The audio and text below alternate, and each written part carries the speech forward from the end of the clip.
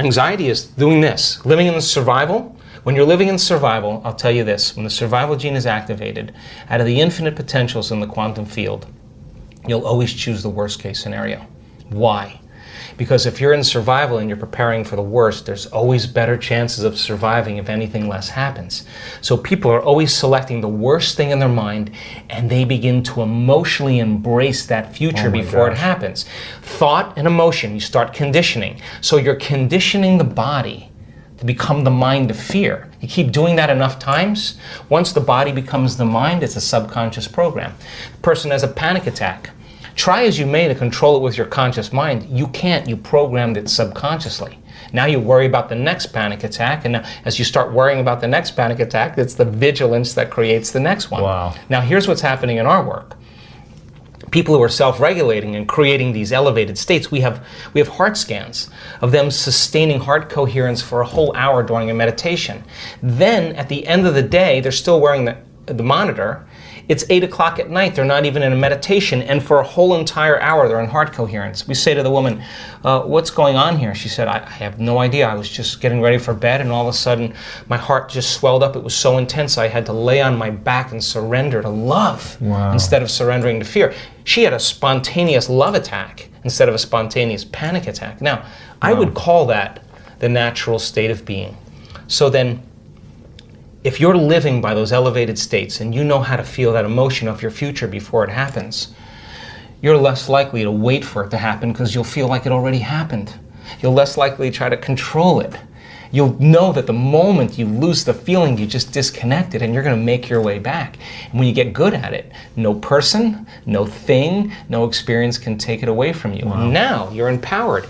And if you understand the laws of how creation happens, then you're less likely to compete and rush to get what you want. You're going to know that it's going to come to you. And now that's the new model of how do we create.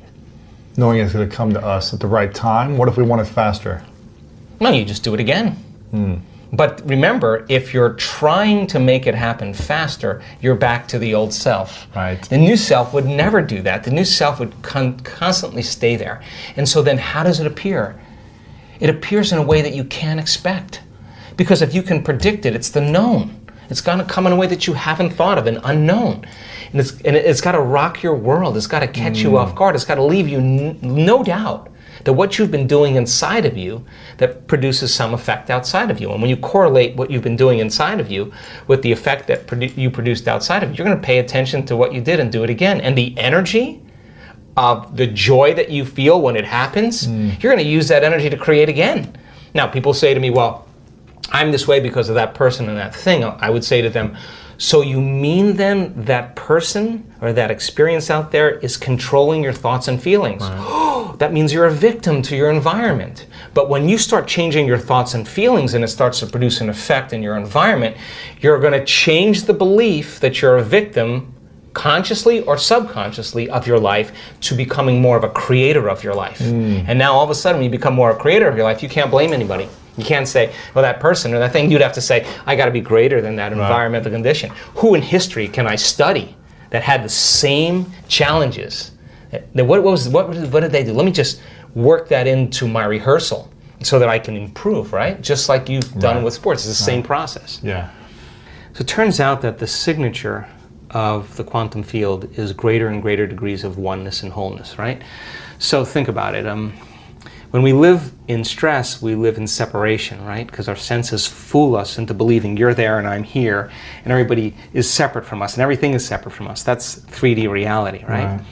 But as you start opening this center, all of a sudden, when you become nobody, no one, no thing, nowhere, and no time, right? That's the moment that your consciousness lines up with the consciousness of the field. That's when you are totally present.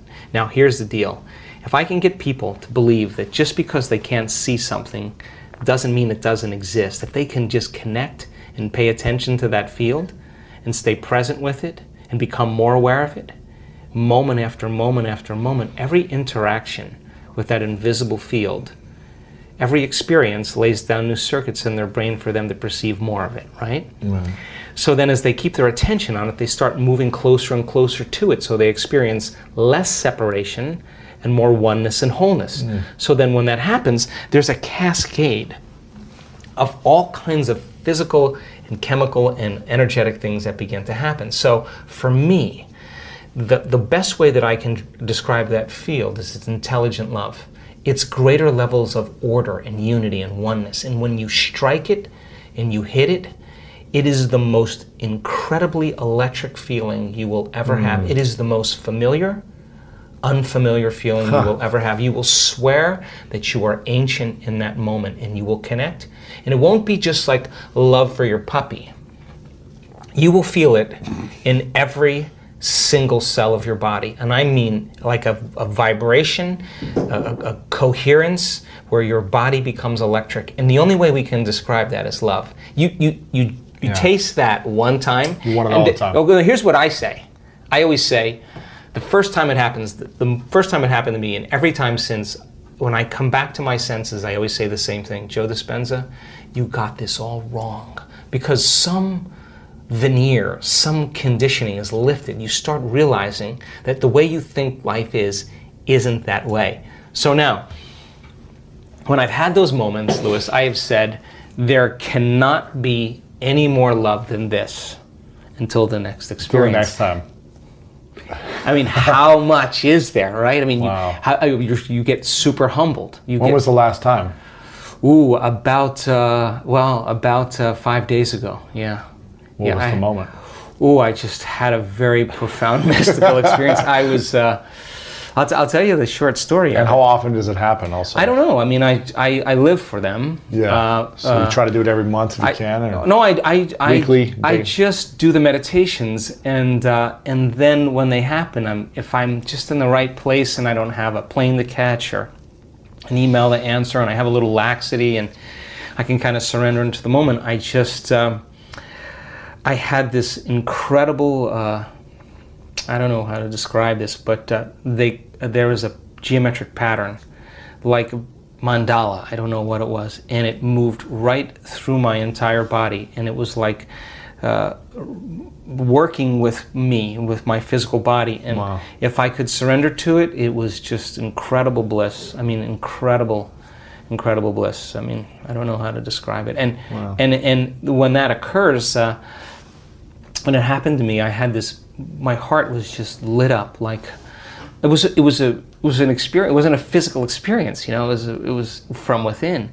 And here's the weird thing: every time it happens, my heart feels alive. Like it lasts for days. Like the emotion from the experience lasts for days. And people are like, what's up with you? Like, what? And you're just kind of got so this, joyful. You got this big smile on your face. I just am so happy to be alive, right? And so I think that independent of, listen, I now know, I mean, we've measured genetic changes, hormonal changes, neurotransmitter changes. We've measured immune system responses by trading fear for gratitude. We've measured gene expressions. We now know that people can signal the gene to reduce cancer and tumors, signal the gene to grow new neurons. We've measured this. Signal the gene for stem cells to go to damaged tissues and repair them. Oxidative stress gene signal. We've seen that in our students. Now here's the deal. After all of those studies in the last 6 years, you can't tell me you're too old to do this work. Can't tell me that. We got people in their 80s doing miraculous things. You can't tell me you're too sick to do this work. We got people that were at the end of their life, stage 4, and turn that battleship around. Wow. You can't tell me that you had too turbulent of a past to do this work. People that were really rough pasts that are now free.